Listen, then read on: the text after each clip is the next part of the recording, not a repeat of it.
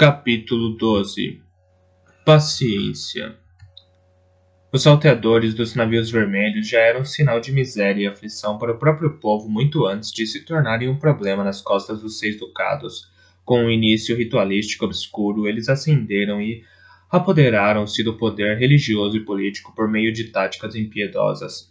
Chefes e líderes que se recusaram a se enquadrar em suas crenças descobriam com frequência que as mulheres e crianças tinham se tornado vítimas do que nós passamos a chamar de forjamento, em memória do vilarejo de uma sorte de forja. Embora os ilhéus sejam pelos nossos padrões impiedosos e cruéis, é fato que tem a tradição de um forte sentido de honra e penalidades horríveis para aqueles que quebram as regras de parentesco. Imagine a angústia do pai ilhéu ao descobrir que o filho foi forjado. Tem que escolher entre esconder os crimes do filho enquanto o rapaz mente, rouba e abusa das mulheres da casa, ou ver o filho se esfolando vivo por seus crimes. Ou ver o filho ser desfolado vivo por seus crimes e sofrer as perdas simultâneas do herdeiro e do respeito das outras casas. A ameaça de forjamento era um poderoso meio de dissuadir a oposição ao poder político dos salteadores dos navios vermelhos. Na época em que os salteadores dos navios vermelhos começaram a assediar seriamente as nossas costas, já tinham subjugado a maior parte da oposição nas ilhas externas. Os que tinham se oposto abertamente a eles tinham morrido ou fugido. Outros pagavam tributos contra sua vontade e cerravam os dentes diante das afrontas dos que controlavam o culto. Mas muitos se juntaram a eles de bom grado, pintaram os cascos dos seus navios de pilhagem de vermelho e nunca questionaram a integridade do que faziam. É possível que esses convertidos proviessem, sobretudo, das casas da baixa nobreza, que nunca tinham tido antes a oportunidade de aumentar a sua influência. Mas aquele que controlava os salteadores dos navios vermelhos não se importava minimamente com quem eram os antepassados de um homem, desde que pudesse ter a lealdade inabalável desse homem. Vi a senhora mais 2 vezes antes de descobrir quem era. A segunda vez que a vi foi na noite seguinte, por volta do mesmo horário. Molly estava ocupada com as suas amoras e eu tinha saído para uma noite de música na taberna com Quen e Rodrigo. Tinha tomado pelo menos 2 canecas de cerveja a mais do que devia. Não estava tonto nem enjoado, mas andava com cautela, pois já tinha tropeçado em um buraco na estrada escura. Separada, mas adjacente ao pátio poeirento da cozinha com suas calçadas e espaço para carroças, há uma área cercada por tapume. É normalmente referida como o Jardim das Mulheres, não porque seja exclusivamente destinada a elas, mas apenas porque são elas que cuidam e entendem do jardim. É um lugar agradável, com uma lagoa no meio e muitos canteiros baixos de ervas, dispostos entre plantações de flores, vinhas com frutos e caminhos de pedra esverdeados. Eu sabia que não devia ir direto para a cama, estando naquelas condições. Se tentasse dormir agora, a cama ia começar a girar, e dentro de 1 hora eu estaria vomitando. O serão tinha sido agradável e me pareceu que aquela seria uma forma desprezível de terminá-lo. Então fui ao Jardim das Mulheres em vez de ir para o quarto. Num canto do jardim, entre uma parede aquecida pelo sol e uma lagoa pequena, crescem 7 variedades de timo. As fragrâncias podem ser estonteantes num dia quente, mas naquele momento, com a tardinha virando noite, os odores misturados pareciam acalmar a minha cabeça. Molhei o rosto na lagoa e me encostei à parede de rocha que ainda emanava o calor do sol. As rãs coachavam umas às outras. Baixei os olhos e observei a superfície acima da lagoa para evitar que minha cabeça girasse. Passos. E então uma voz de mulher me perguntou num tom ríspido: "Você está bêbado?" "Não exatamente", respondi, afável, pensando que era Tília, a moça do pomar. "Não tive tempo nem dinheiro suficientes para isso", acrescentei, em tom de brincadeira. "Suponho que aprendeu isso com Bronco. Este homem é um beberrão e um devasso, e andou cultivando as mesmas características de você. Consegue sempre rebaixar o seu nível àqueles que o rodeiam." A amargura na voz da mulher me fez olhar para cima. Olhei com os olhos semicerrados através da luz clara, tentando distinguir os traços da sua fisionomia. Era a senhora da noite anterior, imóvel na trilha do jardim, trajando vestes simples, Parecia à primeira vista ser um pouco mais que uma menina. Era magra e mais baixa do que eu, embora não fosse muito alto para os meus 14 anos, mas o rosto dela era o de uma mulher feita, e nesse momento tinha a boca arqueada numa linha que expressava claramente a condenação dos meus atos, confirmada pelas sobrancelhas franzidas sobre os olhos cor de avelã. O cabelo era escuro e encaracolado e, embora tivesse tentado prendê-lo, algumas madeixas tinham escapado para a testa e o pescoço. Não que eu me sentisse compelido a defender Bronco, mas é que meu estado não era responsabilidade dele. Portanto, tentei explicar-lhe que Bronco estava a quilômetros de distância, em outras terras, de modo que dificilmente ele poderia ser considerado responsável por aquilo que eu punha na boca e engolia. A senhora deu 2 passos na minha direção. Mas nunca te ensinou nada melhor, não é? Nunca te aconselhou contra a bebedeira, não é? Há um ditado nas terras do sul que diz que há verdade no vinho. Deve haver alguma na cerveja também. E eu a disse naquela noite. Na verdade, senhora, ele estaria imensamente descontente comigo neste momento. Primeiro me censuraria por não me levantar quando uma dama está falando comigo. E então eu bruscamente me coloquei de pé. E depois ele me daria um sermão longo e severo sobre o comportamento esperado de alguém que tem nas veias o sangue de um príncipe, se não os títulos. Consegui fazer uma reverência e, contente com o meu sucesso, endireitei-me com um floreio. Portanto, boa noite para você, gentil dama do jardim. Desejo-lhe boa noite e retiro este ignorante da sua presença.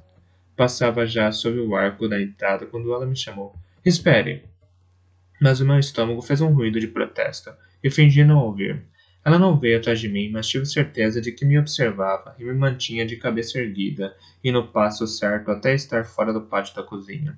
Arrastei-me até as baias, onde vomitei em cima de uma pilha de excrementos e acabei dormindo numa baia limpa e vazia, porque as escadas que levavam aos aposentos de Bronco me pareceram inclinadas demais. Mas a juventude é incrivelmente resiliente, em especial quando se sente ameaçada. Estava em pé na madrugada do dia seguinte, pois sabia que a chegada de Bronco era esperada à tarde. Eu me levantei no estábulo e percebi que a túnica que tinha usado nos últimos 3 dias precisava ser substituída. Fiquei duplamente consciente da sua condição quando, no corredor à entrada do quarto, a senhora me confrontou. Olhou-me de cima a baixo e, antes que eu pudesse dizer alguma coisa, falou para mim. Troque a camisa, disse-me. E então acrescentou: essas calças fazem você parecer uma cegonha. Diga à dona desfachada que elas precisam ser substituídas. Bom dia, senhora, disse. Não era uma resposta, mas foram as únicas palavras que vieram à minha boca no meu estado de espanto. Decidi que era muito excêntrica, mais até do que dama Timo. A minha melhor maneira de lidar com ela seria tentar agradar-lhe e fazer suas vontades. Esperei que virasse as costas e fosse embora. Em vez disso, ela continuou com os olhos presos em mim. Abanei a cabeça, mudo. Então, canta? Não, senhora. Pareceu incomodado a perguntar. Então, talvez tenha sido ensinado a recitar os épicos e os versos eruditos das ervas, das curas e de navegação. Esse tipo de coisa? Apenas os que referem a tratamento de cavalos, falcões e cães, disse-lhe, quase honestamente. Bronco tinha exigido que eu aprendesse esses. Breu tinha me ensinado alguns sobre venenos e antídotos, mas tinha me prevenido de que não eram conhecidos pela maior parte das pessoas e não eram para ser recitados casualmente. Mas você dança, é claro. Foi instruído na composição de versos? Estava completamente confuso. Senhora, penso que deve ter me confundido com outro. Talvez esteja pensando em Augusto, o sobrinho do rei. É 1 ou 2 mais novo que eu e... Não estou enganada. Responda a pergunta, exigiu, num tom de voz quase estridente. Não, senhora. Os ensinamentos de que está falando são para aqueles de nascimento nobre. A mim não foram ensinados. Cada uma das minhas negações, ela parecia mais indignada. A boca endireitou-se mais, e os olhos cor de avelã ficaram nublados. Isso é intolerável, declarou, e virando-se num alvoroço de saias, desceu correndo pelo corredor. Passando um momento, foi para o quarto, troquei de camisa e vesti as calças mais compridas que eu tinha. Tirei a senhora dos meus pensamentos e me empenhei nas tarefas e lições do dia. Estava chovendo nessa tarde quando o Bronco voltou. Encontrei-o à porta do estábulo e fiquei segurando a cabeça do cavalo enquanto ele saltava com dificuldade da sela. Você cresceu, Fitz, comentou, e me inspecionou com um olhar crítico. como se eu fosse um cavalo ou um cão que estivesse mostrando potencial inesperado. Abriu a boca como se fosse dizer mais alguma coisa, mas então abanou a cabeça e soltou uma meia bufada. Então? Pergun então? Perguntou, e comecei o meu relatório. Bronco tinha estado fora pouco mais de um mês, mas gostava de saber das coisas nos mínimos detalhes. Caminhou ao meu lado, ouvindo, enquanto eu conduzia o cavalo para uma baia e começava a cuidar dele. Às vezes eu me surpreendia com o quão parecido ele podia ser com Breu. Eram muito semelhantes na maneira como esperavam que eu me lembrasse dos detalhes exatos e que fosse capaz de relatar as atividades da semana ou do mês anterior na ordem correta. Aprender a fazer relatórios para Abreu não tinha sido muito difícil. Tinha apenas formalizado os requisitos do que Bronco exigia de mim há muito tempo. Anos mais tarde, percebi como aquilo era semelhante a um homem de armas se reportando aos seus superiores. Outro homem teria ido para a cozinha ou tomar banho depois de ouvir a minha versão resumida do que tinha acontecido na sua ausência. Mas Bronco insistiu em andar pelas baias, pairando aqui para conversar com o rapaz do estábulo e ali para falar em voz suave a um cavalo. Quando chegou ao velho palafrém da senhora, parou, olhou o cavalo durante alguns minutos em silêncio. Eu treinei este animal, disse abruptamente, e ao ouvir a sua voz, o cavalo se virou no estábulo para encará-lo e relinchou novamente. Seda, disse, e fez um afago no seu focinho. Suspirou de repente. Portanto, a dama paciência está aqui. Ela já te viu? Aquela era uma pergunta difícil de responder naquele momento. Um milhão de pensamentos assolou a minha cabeça de uma só vez. A dama paciência, a esposa do meu pai, e de certa maneira a maior responsável por ele ter abandonado a corte e a mim. Era com ela que eu tinha conversado na cozinha e a quem eu tinha feito uma saudação embriagado. Foi ela quem tinha me interrogado naquela manhã sobre a minha educação. Para Bronco, balbuciei. Não formalmente, mas já nos encontramos. Ele me surpreendeu ao começar a rir. A sua cara diz tudo, Fitz. Posso ver que ela não mudou muito só pela sua reação. A primeira vez que eu a encontrei foi no pomar do pai dela. Estava sentada no topo de uma árvore. Pediu que eu removesse uma lasca do pé dela e tirou o sapato e a meia ali mesmo para que eu pudesse fazer isso. Ali mesmo, na minha frente, e não fazia ideia de quem eu era, nem eu dela. Pensei que fosse uma aia da senhora. Isso foi há muitos anos, é claro. E mesmo alguns anos antes de meu príncipe conhecê-la. Suponho que eu não era muito mais velho do que você é agora. Fez uma pausa e o rosto dele se tranquilizou. Ela tinha um cãozinho miserável que trazia sempre consigo num cesto. Estava sempre ofegando e se engasgando com bolas do próprio pelo. O nome dele era Espanador. Parou por um momento e sorriu quase afetuosamente. Que coisa para lembrar, depois de todos esses anos. Ela gostou de você quando te conheceu? Perguntei, com falta de tato. Bronco olhou para mim e os olhos ficaram opacos, o homem desaparecendo por trás do olhar fixo. Mais do que gosta agora, disse abruptamente. Mas isso pouco importa. E me diga lá, Fitz, o que ela achou de você? Ora essa era uma pergunta totalmente diferente. Eu me empenhei num relato de nossos encontros, passando por cima dos detalhes o quanto pudesse. Estava no meio do encontro do jardim quando Bronco levantou uma mão. Pare, disse calmamente. Calei-me. Quando você corta partes verdadeiras em um relato para evitar que pareça tolo, acaba em vez disso soando como um idiota. Vamos começar outra vez. E assim fiz. E não lhe poupei nada, seja do meu comportamento, seja dos comentários da senhora. Quando terminei, fiquei à espera do seu julgamento. Em vez disso, ele afagou o focinho do palafrém. Algumas coisas mudam com o tempo, disse por fim, e outras não. Suspirou. Bem, Fitz, você tem um dom especial para se apresentar exatamente às pessoas que mais intensamente deveria evitar. Tenho certeza de que haverá consequências disso, mas não tenho a mínima ideia de quais serão. Assim sendo, não vale a pena nos preocuparmos. Vamos lá ver os cachorrinhos da rateira. Você disse que ela teve 6? E sobreviveram todos, disse orgulhosamente, pois a cadela tinha um histórico de partos difíceis. Vamos esperar que nós mesmos sejamos capazes de fazer igual. Bronco balbuciou, enquanto caminhávamos pelo estábulo, mas quando olhei de relance para ele, surpreso, tive a impressão de que não estava falando exatamente comigo. Pensei que você ia ter... Bom, sim. Pensei que você ia ter bom senso suficiente para evitá-la, resmungou Breu. Não era o cumprimento que eu estava esperando depois de mais de 2 meses de ausência dos seus aposentos.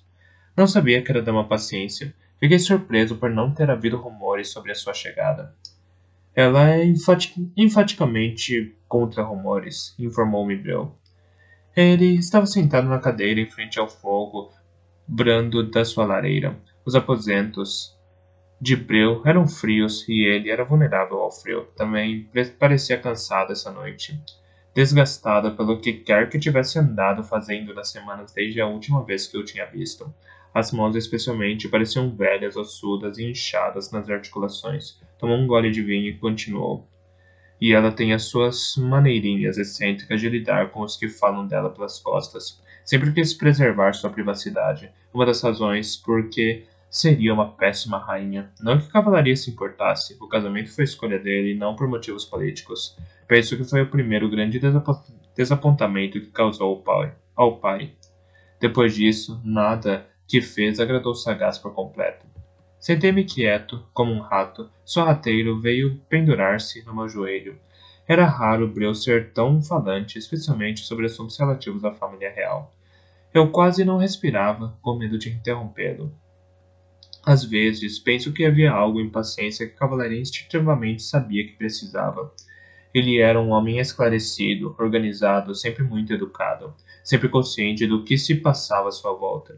Era um cavalheiro, garoto, no melhor sentido da palavra. Não cedia a impulsos feios ou mesquinhos, e isso significava que ele exalava sempre um certo ar de contenção.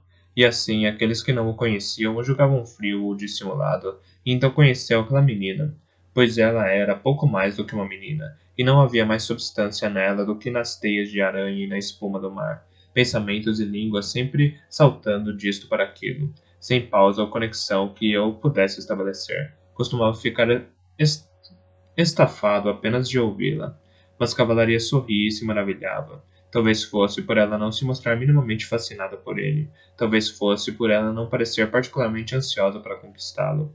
Mas mesmo com inúmeras damas mais elegíveis, de melhor nascimento e maior inteligência, andando atrás dele, escolheu paciência. E sequer era um bom momento para se casar, quando ele a tomou como esposa e fechou a porta para uma dúzia de alianças possíveis que uma noiva poderia ter lhe trazido.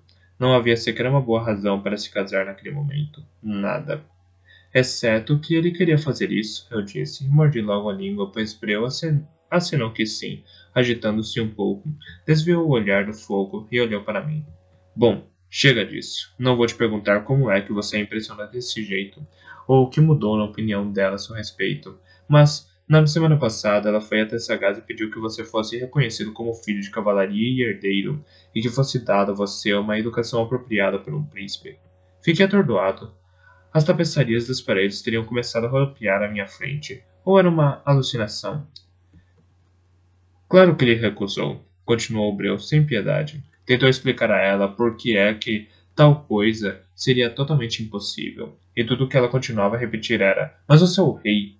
Como é que pode ser impossível? E ele lhe disse: Os nobres nunca o aceitariam. Significaria guerra civil. E pense no que seria um garoto despreparado ser atirado subitamente para o meio disso tudo. Ah, eu disse calmamente.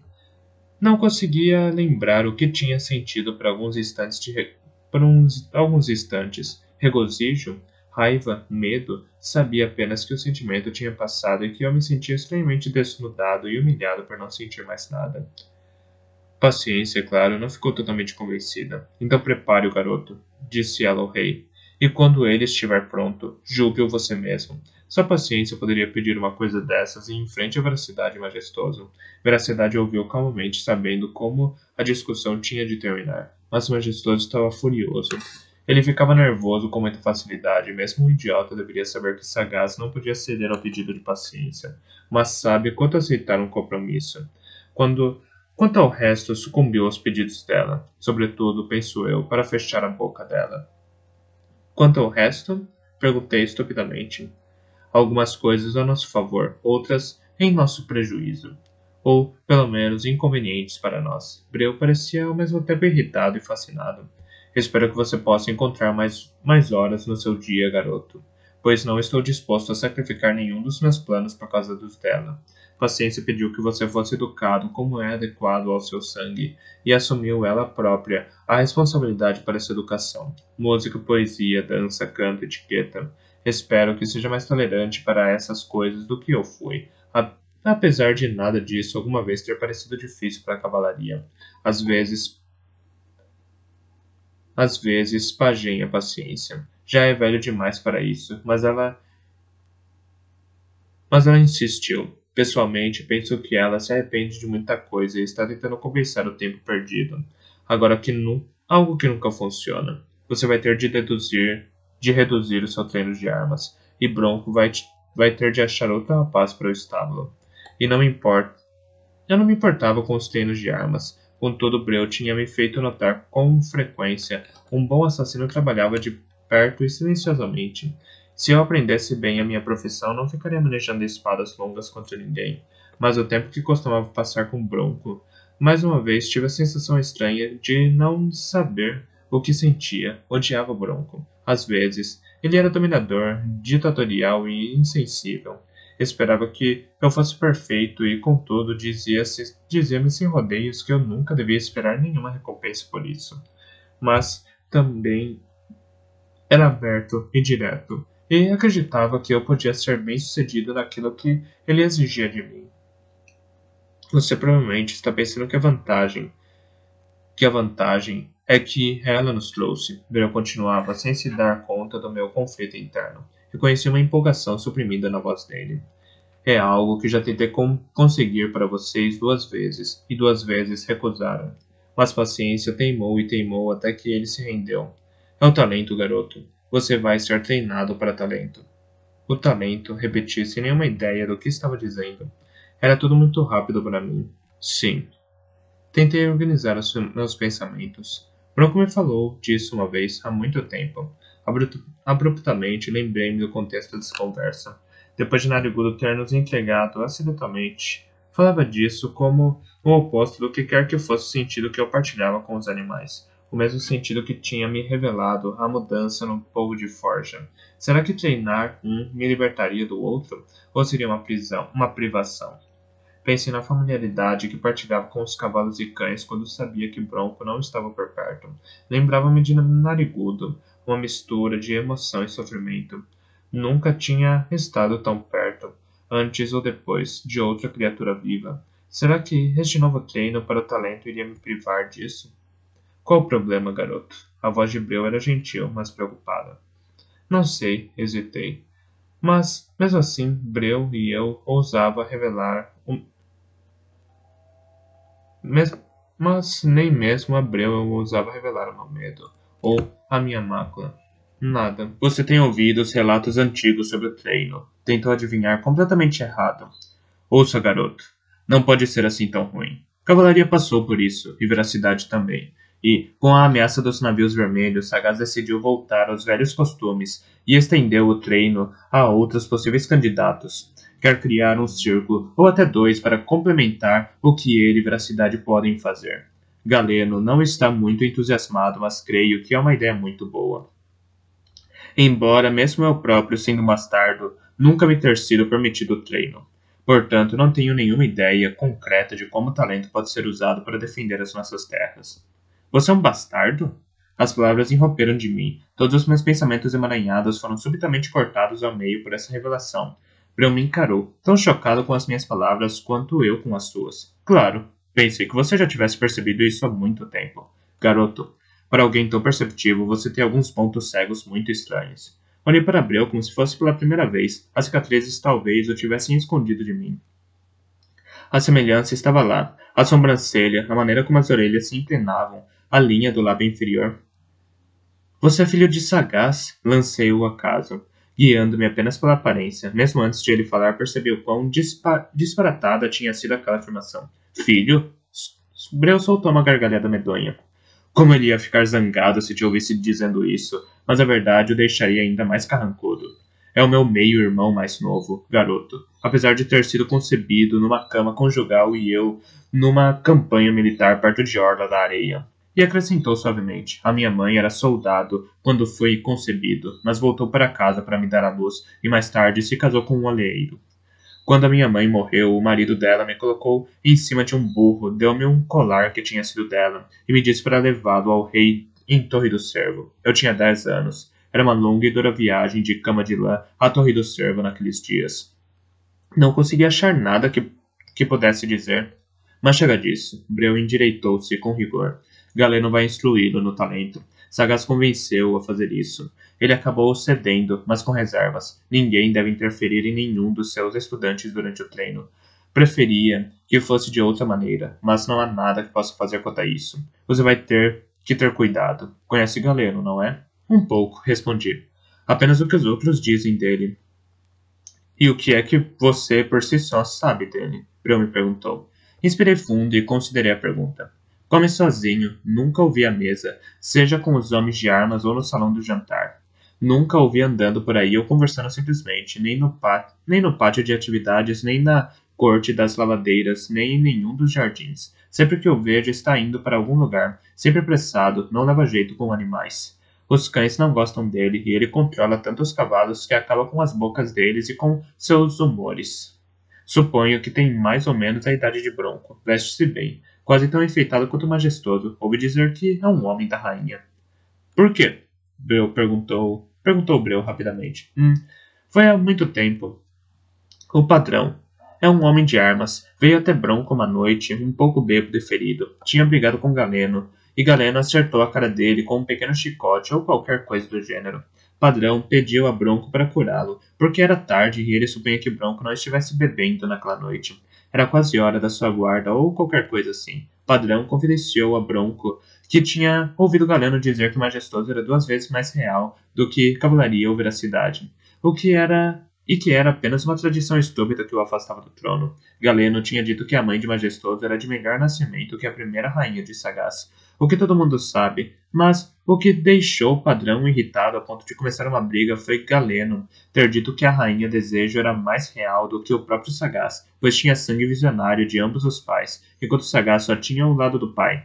Portanto, o padrão tentou esmurrá-lo, mas Galeno se esquivou e acertou o rosto dele com alguma coisa. Fiz uma pausa. E Breu me encorajou. E, portanto, ele prefere majestoso à veracidade e mesmo ao rei. E majestoso, bem, o aceita. É mais amigável com ele do que costuma ser com serventes e soldados. Parece aconselhar-se com ele, considerando as poucas vezes que vi os dois juntos. É quase divertido observá-los um ao lado do outro. Poderia dizer que Galeno estava imitando o Majestoso de tal modo que se veste e anda como um príncipe. Mas às vezes até parecem ser gêmeos. Ah, é? Breu curvou-se para chegar mais perto de mim, aguardando. E o que mais você notou? Procurei na memória por algum outro conhecimento em primeira mão sobre Galeno. É tudo, eu acho. Ele falou alguma vez com você? Não. Entendo. Breu acenou com a cabeça. E o que você sabe da reputação dele? Do que suspeita? Ele estava tentando me guiar para alguma conclusão, mas não conseguia adivinhar qual era. Ele é de Vara, um homem do interior. A família dele chegou à Torre do Cervo com a segunda rainha do rei Sagaz. Ouvi dizer que tem medo de água, de navegar ou nadar. Bronco o respeita, mas não gosta dele. Diz que é um homem que sabe do seu trabalho e o faz, mas Bronco não consegue se dar bem com quem quer que seja que maltrate um animal, mesmo quando faz isso por ignorância. O pessoal da cozinha também não gosta dele. Ele está sempre fazendo os mais jovens chorarem, acusa as moças de deixarem cair cabelo nas suas refeições e de estarem com as mãos sujas, e diz que os rapazes não têm modos e que não servem a comida corretamente. E por isso, os cozinheiros também não gostam dele, porque quando os aprendizes estão nervosos, não trabalham bem. Breu continuava olhando para mim na expectativa, como se esperasse por algo muito importante. Puxei na memória para me lembrar de outros rumores. Ele usa uma correia com 3 gemas incrustadas. A rainha Desejo deu para ele, por algum motivo especial que ele prestou a ela. Bobo o detesta. Disse-me uma vez que quando ninguém está por perto, Galeno o chama de aberração e atira coisas nele. As sobrancelhas de Breu se ergueram. O Bobo fala com você? O tom era mais do que incrédulo. Endireitou-se na cadeira tão subitamente que o vinho saltou do seu copo e entornou sobre o seu joelho. Esfregou-o distraidamente com a manga.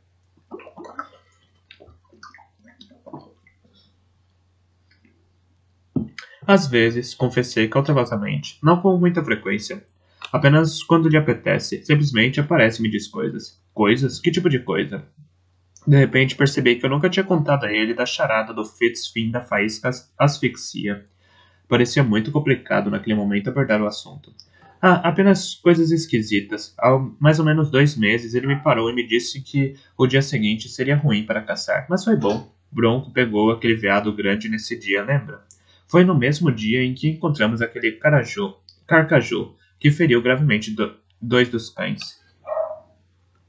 Se eu me lembro bem, ele quase te pegou. Breu inclinou-se para a frente, com uma expressão extremamente satisfeita no rosto. Encolheu os ombros. O bronco o atropelou, e então cansou de rogar pragas como se fosse minha culpa e disse que teria me espancado se a fera tivesse machucado Fuligem, como se eu pudesse ter adivinhado que ela se atiraria em mim. Hesitei. Breu, eu sei que o bobo é estranho, mas eu gosto quando ele vem falar comigo. Fala por enigmas, me insulta, faz pouco caso de mim e se dá o direito de me dizer coisas que acha que eu devo fazer, como lavar o cabelo ou não vestir amarelo. Mas... Sim? Breu me incitou a continuar, como se o que eu estivesse dizendo fosse muito importante. Gosto dele. Zomba de mim, mas vindo dele parece uma espécie de bondade. Ele faz com que eu me sinta bem. Importante. O fato de me escolher para falar. Breu reclinou-se na cadeira. Levou a mão à boca para esconder um sorriso, mas não percebi qual era a piada. Confie nos instintos, disse sucintamente, e preste atenção aos conselhos que Bobo dá. E, como tem feito, mantenha em segredo o que ele fala com você. Alguém poderia ficar descontente com isso. Quem? Perguntei. O rei Sagaz, talvez. Afinal de contas, o bobo é dele, comprado e pago. Uma dezena de perguntas me veio à cabeça. Breu viu a minha expressão no rosto, mas levantou a mão para me interromper. Agora não.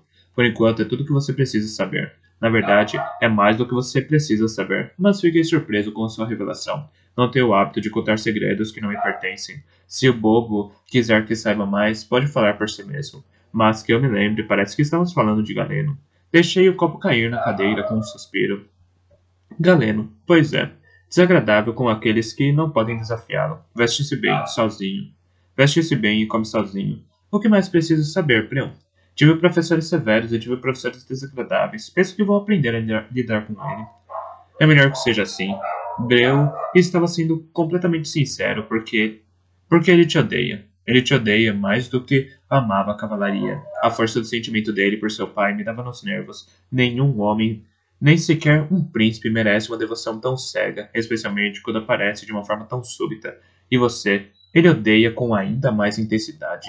Isso me assusta. Algo no tom de Breu provocou um calafrio nauseante que percorreu o meu estômago. Senti um mal-estar que quase me fez vomitar. Como você sabe disso? Perguntei. Porque ele disse isso a Sagaz quando Sagaz lhe ordenou que te incluísse entre os seus pupilos. O bastardo não deve aprender qual é o seu lugar? Ele não deve se contentar com o que decretou para ele? Então ele se recusou a te treinar. Ele recusou? Eu te disse, mas Sagaz foi inflexível, e como é rei, Galeno deve obedecer-lhe, por mais que seja um homem da rainha. E assim Galeno se conformou e disse que tentaria te ensinar. Você vai se encontrar com ele todos os dias. Vai começar daqui a um mês. Até lá você pertence à paciência. Onde? O topo de uma torre chamado Jardim da Rainha. Lá você será admitido. Breu fez uma pausa, como se quisesse me dar um aviso, mas não desejasse me assustar. Tenha cuidado, disse por fim, pois entre as paredes do jardim não possuo nenhuma influência. Lá sou cego. Era um aviso estranho, e eu o guardei bem. Capítulo 13. Ferreirinho. A dama Paciência estabeleceu a sua excentricidade numa idade jovem. Quando criança, as amas descobriram que ela era teimosamente dependente e, contudo, não tinha o bom senso necessário para tomar conta de si mesma. Uma delas comentou: andava o dia todo com o cadarço frouxo porque não sabia amarrá-lo, e não aceitava que ninguém fizesse isso para ela. Antes dos seus 10 anos, já tinha decidido esquivar-se dos estudos tradicionais adequados a uma menina do seu nível, e em vez disso interessou-se por trabalhos manuais que provavelmente pouco viriam a ser úteis. Olaria, tatuagem, fabricação de perfumes e o crescimento e propagação de plantas, em especial as estrangeiras. Não tinha escrúpulos em se ausentar por longas horas de supervisão dos tutores. Preferia os bosques e os pomares aos pátios e jardins de sua mãe. Alguém poderia pensar que tais hábitos produziriam uma criança resistente e prática, Nada estaria mais longe da verdade. Parecia ser constantemente afligida por alergias, irritações e mordidas de inseto. Perdia-se com frequência e nunca desenvolveu uma cautela sensata em relação a homens e animais. Sua educação foi em grande parte autodidata, aprendeu cedo a ler e a escrever, e daí em diante estudava qualquer pergaminho, livro ou tábua que lhe aparecesse no caminho com um interesse voraz e sem discriminação. Os tutores ficavam frustrados com seu jeito distraído e as frequentes ausências que não pareciam afetar em nada sua capacidade de aprender praticamente qualquer coisa depressa e bem. Contudo, aplicar esses conhecimentos definitivamente não lhe interessava. A sua cabeça estava cheia de fantasia e imaginação. Havia substituído lógica e etiqueta por poesia e música, e não expressava nenhum interesse pelos eventos sociais e habilidades de mulheres. E contudo casou-se com o príncipe, que a cortejou com um entusiasmo obsessivo, o que seria o primeiro escândalo da vida dele. Fique em pé direito, eu me aprumei. Desse jeito não. Você parece um peru, esticado para frente à espera do machado. Relaxe mais. Não, mas ponha os ombros para trás e não fique com corcunda. Sempre que você fica em pé, deixe os pés assim separados um do outro. Senhora, é apenas uma criança. São sempre assim, todos cheios de ângulos e ossos. Deixe-o entrar e ficar à vontade. Ah, está bem. Entre então. Fiz um gesto de gratidão para a aia de rosto redondo que me devolveu um sorriso. Ela me indicou um braço tão coberto para... Ela me indicou um banco tão coberto por almofadas e chales que quase não havia espaço livre para me sentar. Fiquei empoleirado na beirada dele e examinei os aposentos de dama paciência. Eram piores que os de Breu. Teria pensado que estavam atolados de coisas devido a anos de uso, se não soubesse que ela tinha chegado ali recentemente. Mesmo o inventário completo do quarto não teria conseguido descrevê-lo, pois era a justaposição de objetos que o fazia tão digno de observação. Um leque de penas, uma luva de esgrima e um ramo de juncos estavam todos enfiados dentro de uma bota muito gasta. Uma pequena cadela negra e 2 cachorrinhos gordinhos dormiam num cesto revestido com uma capa de pele e algumas meias de lã. Uma família de morsas esculpidas empoleiravam-se numa tábua com escrito sobre ferraduras de cavalos, mas o elemento dominante era a profusão de plantas. Havia nuvens espessas de vegetação, transbordando de vasos de barro, xícaras de chá, tigelas e vasos plantados de caules, flores colhidas e verduras. Vinhas sendo reveladas de dentro de canecas sem alças e copos partidos. Experiências em sucesso evidenciavam-se em pedaços de pau lisos erguendo-se de vasos cheios de terra. As plantas empoleiravam-se e amontoavam-se em qualquer lugar onde o sol chegasse pelas janelas, de manhã ou à tarde. O efeito era como um jardim entrando pelas janelas e crescendo, em torno da bagunça no quarto. Ele deve estar com fome também, não é, Renda? Ouvi dizer isso dos garotos. Deve ter um pouco de queijo e uns biscoitos em cima da estante, ao lado da minha cama. Você poderia trazê-los para ele? Por favor, minha querida. A dama paciência estava em pé a pouco mais de um braço de distância de mim, enquanto falava com a aia. Como se eu fosse invisível. Não estou com fome. Na verdade, muito obrigado, balbuciei, antes que Renda conseguisse ficar em pé. Estou aqui porque me disseram para eu me colocar à sua disposição de manhã pelo tempo que desejar.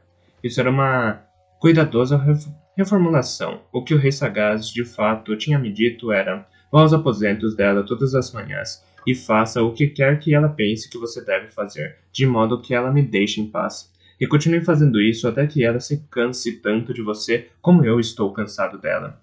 A rude franqueza do rei tinha me surpreendido, pois nunca o tinha visto tão tenso como nesse dia. Veracidade entrava no momento em que eu me retirava, e ele também parecia muito nervoso e cansado. Ambos falavam e moviam-se como se tivessem bebido muito vinho na noite anterior, e contudo eu tinha visto os dois à mesa ao serão, e esse jantar tinha sido marcado por uma ausência tanto de boa disposição quanto de vinho. Veracidade fez um afago no meu cabelo quando passei por ele. Cada dia mais parecido com o pai, observou, provocando um trejeito de desagrado e majestoso que vinha atrás dele. majestoso me lançou um olhar de raiva ao entrar nos aposentos do rei e fechou a porta atrás de si, espalhafatosamente. E assim, ali estava eu, nos aposentos da senhora, e ela andava à minha volta e falava, passando por mim, como se eu fosse um animal que pudesse subitamente atacá-la ou sujar os carpetes dela. Eu podia ver que Renda estava achando muito engraçada aquela situação. Sim, já sabia disso. Veja, porque foi eu que pedi ao rei que você fosse enviado aqui, explicou-me cautelosamente Dama Paciência. Sim, senhora. Eu me mexi um pouco no pequeno espaço do meu assento e tentei parecer inteligente de boas maneiras, lembrando-me das vezes anteriores em que tínhamos nos encontrado. Dificilmente poderia culpá-la por me tratar como um idiota. Fez silêncio. Olhei o quarto em volta. Dama Paciência olhou na direção da janela. Renda sentou-se, esboçou um sorriso e fingiu começar a bordar. Ah, aqui. Ágil como um falcão mergulhando na disposição de uma presa, Dama Paciência inclinou-se e capturou o pequeno cãozinho pelo cangote. Ele ganhou de surpresa, e a mãe olhava para cima, aborrecida, enquanto a Dama Paciência o atirava nos meus braços. Este é para você. É seu, a partir de agora. Todo garoto deve ter um animal de estimação. Peguei o cãozinho, que se contorcia, e consegui segurá-lo antes que ela o largasse. Ou talvez prefira um pássaro. Tem uma gaiola de tentilhões no quarto de dormir. Pode ficar com um deles, se você preferir. Não. Um cãozinho está bom. Um cãozinho é ótimo. A segunda parte da declaração foi feita para o cachorro. Minha resposta, instintiva ao seu agrado, foi sondar sua mente com calma. A mãe percebeu o meu contato com ele e aprovou. Voltou a acomodar-se no cesto junto do cãozinho branco, com uma despreocupação displicente. O cãozinho olhou para mim e me encarou diretamente. Isso, de acordo com minha experiência, era bastante fora do comum. A maior parte dos cães evitava um prolongado contato visual, mas também era fora do comum a percepção que ele tinha das coisas que o rodeavam. Sabia, de minhas experiências furtivas no estábulo, que a maior parte dos cachorrinhos da idade dele tinha um pouco mais do que uma autoconsciência confusa, e estava mais receptiva à mãe, ao leite e às necessidades imediatas. Este fulaninho tinha uma identidade sólida estabelecida e um profundo interesse por tudo o que se passava à sua volta. Gostava de Renda, que lhe dava pedaços de carne para comer, e desconfiava de Paciência, não porque fosse cruel, mas porque tropeçava nele e passava a vida colocando-o de volta no cesto cada vez que, com muito custo, conseguia pular para fora. Pensava que o meu cheiro era muito interessante, e os odores dos cavalos e pássaros e outros cães eram cores na sua mente, imagens de coisas que, por enquanto, não tinham forma nem realidade para ele, mas que mesmo assim achava fascinantes. Eu lhe transmiti as imagens que correspondiam aos odores, e ele escalou meu peito, abanando a cauda, me farejando e lambendo de exaltação. Leve-me, mostre-me, leve-me. Me ouvindo? Estremeci, esperando que Bronco me desse uma pancada na nuca. Então percebi onde eu estava e a pequena mulher à minha frente com as mãos nas ancas.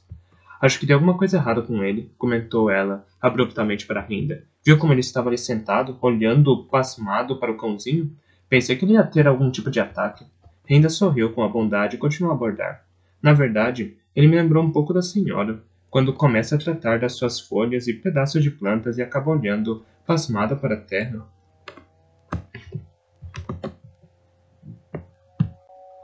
Bem, disse Paciência, claramente descontente. Uma coisa é um adulto ficar pensativo, observou com firmeza. Outra é um garoto ficar assim pasmado como se fosse um bobo. Mais tarde, prometi ao cãozinho.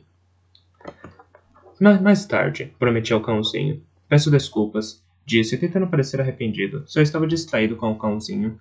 Ele tinha se aninhado na curva do meu braço e casualmente dava mordidinhas na beirada do meu gibão. É difícil explicar o que senti. Precisava dar atenção à Dama Paciência, mas aquela pequena criatura encostada em mim irradiava deleite e contentamento. É uma coisa inebriante ser subitamente proclamado o centro do mundo de alguém, mesmo que esse alguém seja um cãozinho de 8 semanas de vida. Isso me fez perceber o quão profundamente sozinho eu me sentia. E há quanto tempo? Obrigado, disse, e mesmo eu fiquei surpreso com a gratidão na minha voz. Muitíssimo obrigado. É apenas um cãozinho, disse a Dama Paciência, e, para minha surpresa, parecia quase envergonhada. Virou-se para o lado e olhou pela janela. O cãozinho lambeu o nariz e fechou os olhos. Quente, sono. Fale-me de você, pediu-me abruptamente. Fiquei perplexo. O que gostaria de saber, senhora? Fez um pequeno gesto de frustração. O que faz todo dia? O que é que te ensinam? Tentei ceder ao pedido, mas logo pude ver que a resposta não a satisfazia. Apertava fortemente os lábios a cada menção do nome de Bronco. Não estava impressionada com meu treinamento marcial. De Breu não podia lhe contar nada. Assinou com a cabeça numa aprovação a contragosto do estudo de línguas, reescrita e cifras.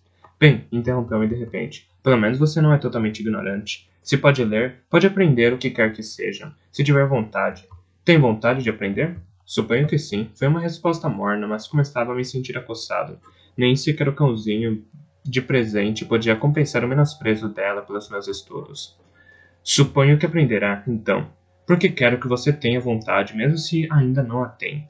E de repente tornou-se severa, uma mudança de atitude que me deixou completamente desnorteado. E como é que te chamam, garoto? A mesma pergunta outra vez. Garoto. Está bom, balbuciei. O cãozinho, adormecido nos meus braços, ganhou, agitado. Forcei-me a me acalmar por causa dele. Tive a satisfação de ver uma expressão de choque passar brevemente pelo rosto de paciência. Vou te chamar... Tomás. Tom no dia a dia. Está de acordo? Suponho que sim, disse deliberadamente. Bronco se esforçava mais para dar nome a um cão do que aquilo. Não tínhamos nem pretinhos nem malhados no estábulo. Bronco dava um nome a cada animal como se fosse para um nobre, dava nomes que os descreviam ou características que desejava para eles. Mesmo o nome de Fuligem revelava um fogo gentil que eu tinha passado a respeitar, mas essa mulher me deu um nome de Tom, num só fôlego. Olhei para baixo para que ela não pudesse ver meus olhos. Bem, então, disse, um pouco bruscamente. Venha amanhã, na mesma hora. Terei algumas coisas preparadas para você. Eu te aviso desde já que ficarei à espera de um esforço voluntário da sua parte. Bom dia, Tom. Bom dia, senhora. Virei-me e fui embora. Os olhos de Renda me acompanhavam e, em seguida, viraram-se para a senhora. Podia sentir que estava desapontada, mas não sabia com o quê. Ainda era cedo. Essa primeira recepção tinha levado menos de 1 hora. Eu não era esperado em nenhum lugar. Este tempo era meu. Fui para a cozinha com o intuito de pedir algumas sobras para o meu cãozinho. Teria sido fácil levá-lo comigo para o estábulo, mas se fizesse isso, Bronco saberia dele. Não me iludia com o que aconteceria a seguir. O cachorro ficaria no estábulo, seria normalmente meu, mas Bronco faria o necessário para garantir que essa nova ligação fosse cortada. Eu não tinha intenção de deixar que isso acontecesse. Fiz meus planos, um cesto das lavadeiras e uma camisa velha sobre a palha para servir de cama para ele. Os dejetos que ele produzisse agora seriam pequenos e à medida que se tornasse mais velho, meu vínculo com ele seria mais fácil de ser treinado. Por enquanto teria de ficar sozinho durante uma parte de cada dia, mas conforme fosse crescendo poderia me acompanhar. Mais cedo ou mais tarde, Bronco iria descobri-lo. Afastei esses pensamentos resolutamente. Daria um jeito nisso depois. Neste momento, precisava de um nome. Olhei-o de cima a baixo. Não era um daqueles terriers de pelo encaracolado que soltam ganidos estridentes. Seu pelo seria curto e lustroso e teria um pescoço grosso. Mesmo adulto, não bateria no meu joelho. Por isso, não podia ter um nome muito pesado. Não queria que fosse um lutador. Portanto, nada de triturador ou feroz. Seria persistente e atento. Tenaz, talvez. Ou sentinela. Ou bigorna. Ou forja. Olhei para cima. O bobo saiu de uma alcova e seguiu-me pelo pátio abaixo. Por quê? Perguntei. Há tempos que tinha deixado de questionar a forma como o bobo conseguia adivinhar o que eu estava pensando. Porque o seu coração será martelado sobre ele. E sua força ganhará têmpera no fogo dele. Parece um pouco dramático demais, discordei. E forja é uma palavra ruim nos dias de hoje. Não quero deixar o meu cãozinho marcado com ela. Ainda outro dia, no povoado, ouvi um bêbado gritar a um batedor de carteira que a sua mãe seja forjada. Todas as pessoas na rua pararam para olhar. O bobo encolheu os ombros. Eles poderiam muito bem fazer isso. Seguiu-me para dentro do quarto. Ferreiro, então. Ou Ferreirinho. Deixe-me vê-lo. Relutantemente, dei-lhe o cãozinho. O filhote se mexeu, acordou e sacudiu nas mãos de bobo. Não tem cheiro, não tem cheiro. Fiquei surpreso ao concordar com ele. Mesmo com um pequeno focinho negro trabalhando para mim, o bobo não tinha nenhum odor que pudesse ser detectado. Cuidado, não deixe-o cair. Sou um bobo, não um imbecil, disse o bobo, mas se sentou na cama e pôs o cachorro ao seu lado. Ferreirinho começou logo a farejar e amarrotar a cama. Sentei-me do outro lado dele para evitar que se aventurasse demais perto da beirada. Então, perguntou o bobo em tom casual, vai deixá-la te comprar com presentes? Por que não? Ten- Tentei ser desdenhoso. Seria um erro para ambos. Bobo abanou a pequena cauda de ferreirinho que rebolou com um rosnar de filhote. Ela vai querer te dar coisas. Terá de aceitá-las, pois não há maneira educada de recusar. Mas terá de decidir se vão servir para criar entre vocês uma ponte ou um muro. Você conheceu Breu? Perguntei-lhe abruptamente, pois o bobo estava parecendo tanto com ele que de repente tinha de saber. Nunca tinha mencionado o nome de Breu a nenhuma outra pessoa, com exceção de Sagaz, nem tinha ouvido ninguém falar dele na torre. Escuro como Breu ou claro como o dia, sei quando devo ter tento na língua. Seria bom para você se aprendesse o mesmo. O bobo se levantou de repente e se dirigiu à porta. Parou ali por um momento. Era Ela apenas o odiou durante os primeiros meses, e não era verdadeiramente ódio de você, era ciúme cego de sua mãe, que pôde dar um filho à cavalaria, o que ela não conseguiu. Depois disso, o coração dela amoleceu, queria mandar te chamar e te educar como se fosse filho dela. Alguns poderiam dizer que queria simplesmente possuir qualquer coisa que se relacionasse à cavalaria, mas não creio que fosse isso. Eu estava pasmado olhando para o bobo. Você parece um peixe. Com a boca assim aberta, observou. Mas, claro, o seu pai recusou. Disse que podia parecer que tinha formalmente te aceitado como seu filho bastardo, mas também não penso que fosse bem isso. Penso que teria sido perigoso para você.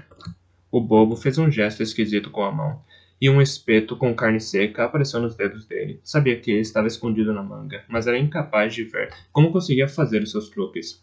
Atirou a carne sobre a minha cama, e o pãozinho deu um pulo em cima dela gananciosamente. Pode magoá-la, se você quiser, sugeriu-me.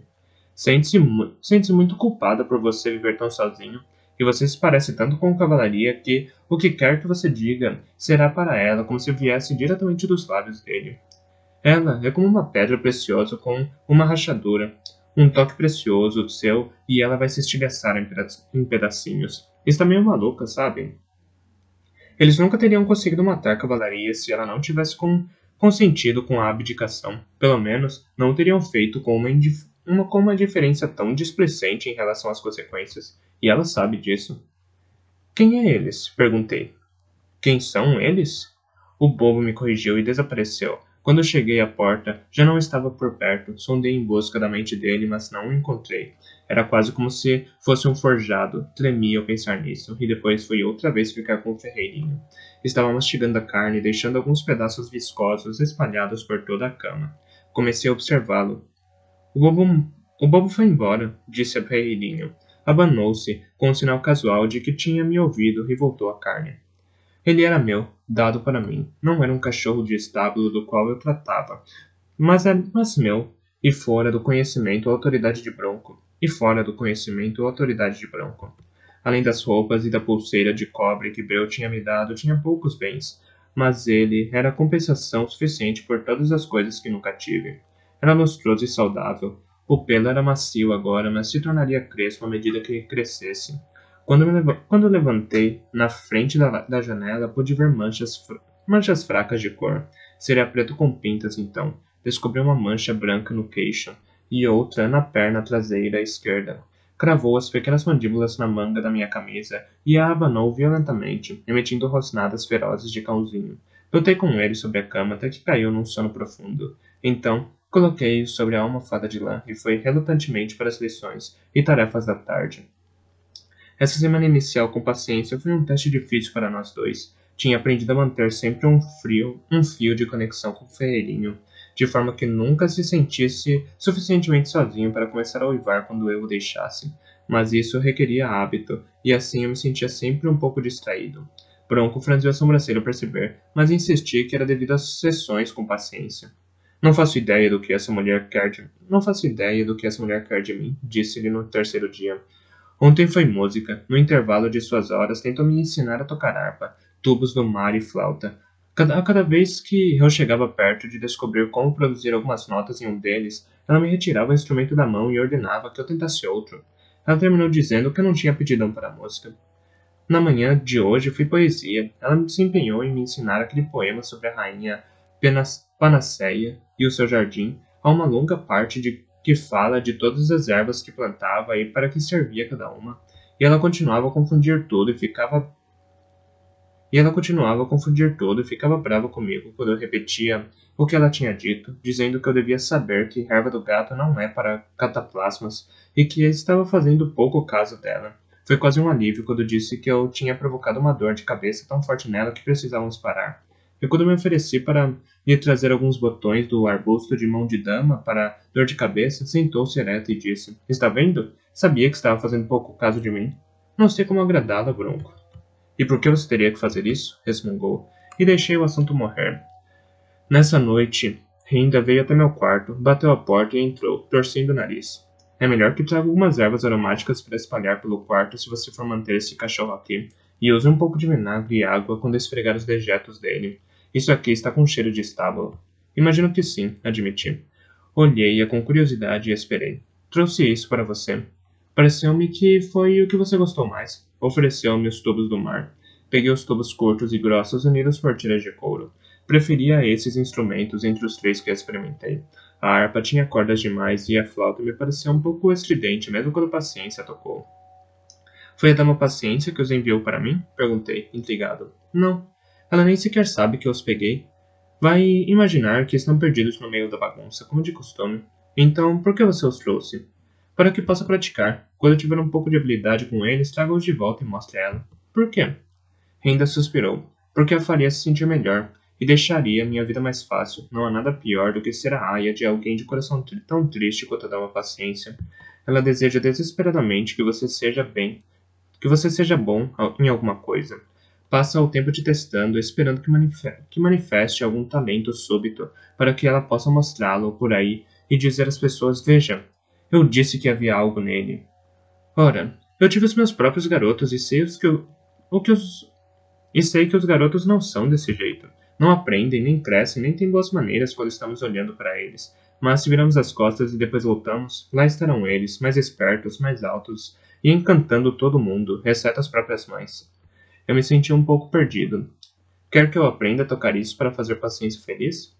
Para que ela possa sentir que te deu algo. Ela me deu o ferreirinho, nada que possa me dar será melhor do que ele. Renda ficou surpresa com a minha súbita sinceridade, e eu também. Bem, você pode dizer isso para ela, mas pode também tentar aprender a tocar os tubos do mar e a recitar a balada e cantar uma das antigas orações. São coisas que ela perceberá melhor. Depois que Renda foi embora, sentei e fiquei pensando, preso entre a ira e a melancolia. Paciência desejava que eu fosse um sucesso e sentia que precisava descobrir algo que eu pudesse fazer, como se antes dela nunca tivesse feito ou sido bem-sucedido em nada. Mas à medida que refletia sobre os meus atos e sobre o que Paciência conhecia de mim, percebi que ela tinha mesmo que ter uma imagem bastante rasa de mim. Sabia ler e escrever e tomar conta de um cavalo ou de um cão. Também podia destilar venenos, fazer poções soníferas, roubar, mentir e surrupiar. Tudo coisa que não lhe agradariam mesmo que soubesse. Portanto, havia algo em mim, além de ser espião ou assassino. Na manhã seguinte, acordei cedo e procurei Pernacarriço. Ficou contente quando ele pedia que me emprestasse pincéis e tintas. O papel que me deu era melhor do que as folhas de exercício e me fez prometer que lhe mostraria o resultado dos meus esforços. Enquanto subia as escadas, comecei a pensar como teria sido acompanhado enquanto aprendiz. Com certeza, não seria mais difícil do que aquilo que tinha sido exigido de mim nos últimos tempos. Mas a tarefa a que me propus provou ser mais difícil do que qualquer coisa a que Paciência tivesse me submetido.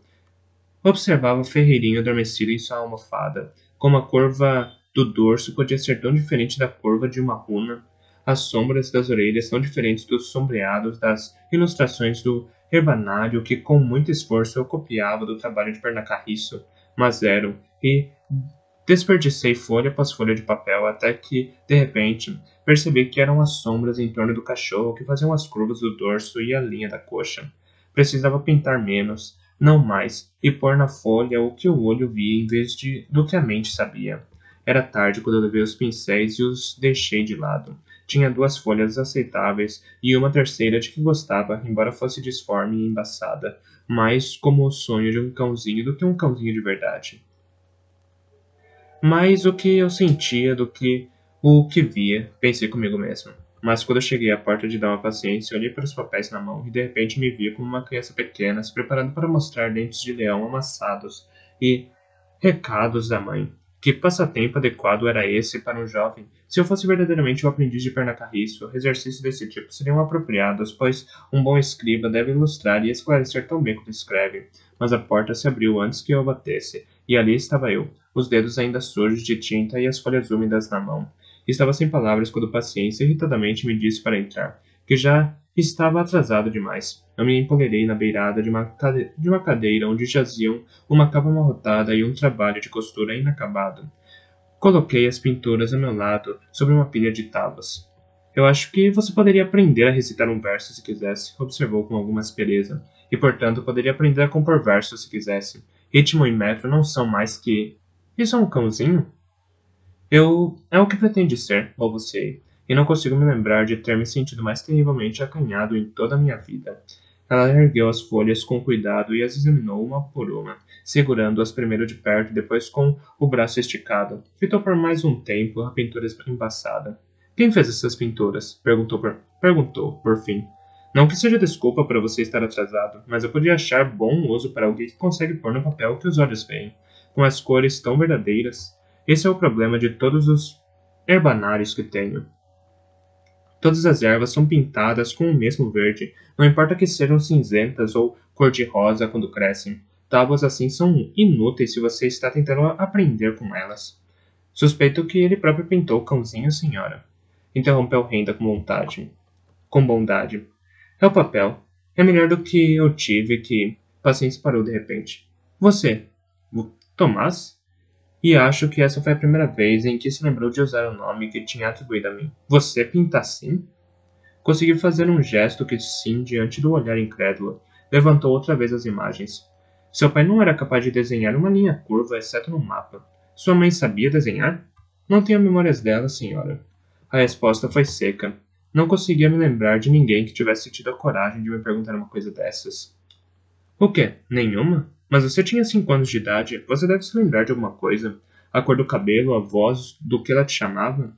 Será que estava sentindo na sua voz uma ânsia dolorosa? Uma curiosidade que quase não suportava satisfazer?